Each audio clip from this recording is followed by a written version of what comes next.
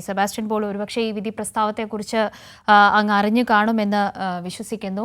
15-14 പ്രതികൾക്കും വധശിക്ഷ എന്നതാണ് രാജ്യചരിത്രത്തിൽ തന്നെ അപൂർവമായ ഒരു വിധി പ്രസ്താവമായി മാറിയിരിക്കുന്നു. എങ്ങനെ നോക്കിക്കാണുന്നു? ഇത് രാജ്യ ചരിത്രം മാത്രമല്ല, വധശിക്ഷയുടെ ചരിത്രം പരിശോധിക്കുമ്പോഴും കാണാൻ പ്രയാസമുള്ള ഒരു സംഭവമാണിത്. 15 പ്രതികൾ, അതായത് കൊലക്കേസിലെ പ്രതികൾ തന്നെയാണ്.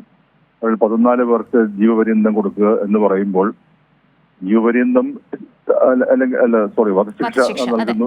വധശിക്ഷ നൽകുന്നു എന്ന് പറയുമ്പോൾ അതിലൊരു അസാധാരണത്വമുണ്ട്.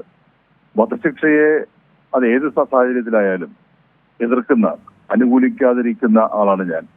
വധശിക്ഷ പാടില്ല എന്ന ഒരു പൊതു നിലപാട് ലോകവ്യാപകമായി ഉയർന്നു വരുന്നുണ്ട്. ഞാനും ആ ഭാഗത്താണ്.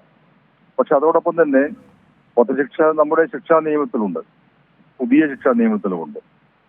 അത് അപൂർവമായ സാഹചര്യങ്ങളിലെ നൽകാവൂ എന്ന് സുപ്രീം കോടതി പറഞ്ഞിട്ടുള്ളതിന്റെ അർത്ഥം നൽകരുത് എന്ന് തന്നെയാണ്. ഇവിടെ ഇതൊരു അത്യപൂർവമായ കേസാണ് എന്ന് സെഷൻസ് ജഡ്ജി പറയുന്നു. അതിന്റെ അടിസ്ഥാനത്തിൽ 15 പ്രതികളിൽ 14 പേർക്കും വധശിക്ഷ നൽകുകയാണ്. നമ്മുടെ പുതിയ ശിക്ഷാ നിയമത്തിൽ ആൾക്കൂട്ടം നടത്തുന്ന ആക്രമണത്തിൽ മരണം സംഭവിച്ചാൽ അതിൽ ആ ആൾക്കൂട്ടത്തെ മുഴുവൻ വധശിക്ഷ നൽകാം എന്നൊക്കെ പറഞ്ഞിട്ടുണ്ട്. അതൊക്കെ പ്രാകൃതമായ സമീപനമാണ് എന്ന് കുറ്റപ്പെടുത്തുമ്പോഴാണ് പഴയ നിയമം അനുസരിച്ച് തന്നെ ഈ രീതിയിലുള്ള കൂട്ട വധശിക്ഷ ഒരു കോടതി നൽകിയിരിക്കുന്നത്.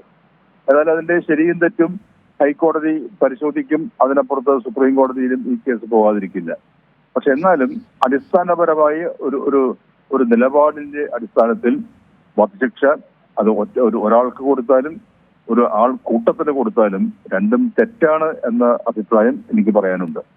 അതിന്റെ ഒരു ശരിതെറ്റിലേക്ക് പോകുന്നതിനപ്പുറത്തേക്ക് അപൂർവങ്ങളിൽ അപൂർവം എന്ന് വിധിച്ചുകൊണ്ടാണ് ഇപ്പോൾ അങ്ങ് പറഞ്ഞതുപോലെ തന്നെ വധശിക്ഷയുടെ ചരിത്രത്തിൽ തന്നെ അത്യപൂർവമായ ഒരുപക്ഷെ ഈ ഒരു കേസിനെ അടയാളപ്പെടുത്തേണ്ടി വരും. ആ നിലയ്ക്ക് കൂടി ഈ ഒരു വിഷയത്തെ സമീപിച്ചാൽ എങ്ങനെയാണ് നമുക്ക് വിലയിരുത്താനാവുക? തീർച്ചയായും നമ്മൾ വധശിക്ഷ പാടില്ല, ശിക്ഷാ നിയമത്തിൽ നിന്ന് അത് ഒഴിവാക്കണം എന്ന ആവശ്യം പല രാജ്യങ്ങളിലുമുണ്ട്. പല രാജ്യങ്ങളെന്ന് പറയുമ്പോൾ യൂറോപ്പിൽ മുഴുവൻ, യൂറോപ്യൻ യൂണിയൻ രാജ്യങ്ങളിലും ബ്രിട്ടൻ ഉൾപ്പെടെയുള്ള യൂറോപ്യൻ രാജ്യങ്ങളിൽ വധശിക്ഷയില്ല. പക്ഷെ അമേരിക്കയിലുണ്ട്, മറ്റ് പല സ്ഥലങ്ങളിലുമുണ്ട്. അപ്പോൾ ഈ മനുഷ്യാവകാശ പ്രവർത്തകരും ഐക്യരാഷ്ട്രസഭയും അങ്ങനെയുള്ളവരൊക്കെ ക്യാമ്പയിൻ ചെയ്യുന്നത് വധശിക്ഷ ഒഴിവാക്കണം. എന്തുകൊണ്ട് എന്നതിലേക്ക് ഞാനിപ്പോൾ കടക്കുന്നില്ല, അതിനുള്ള ഒരു സന്ദർഭവും ഇതല്ലാത്തതുകൊണ്ട്.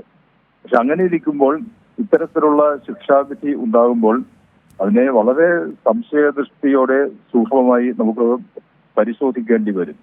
ഏതായാലും വിധിച്ച ജഡ്ജിക്ക് അതിനെക്കുറിച്ചൊരു ബോധ്യമുണ്ട്. അതുകൊണ്ടാണല്ലോ അവർ ഇത് അപൂർവങ്ങളിൽ അപൂർവം, റയറസ്റ്റ് ഓഫ് റയർ കേസ് ആണ് എന്ന് പറഞ്ഞിരിക്കുന്നത്.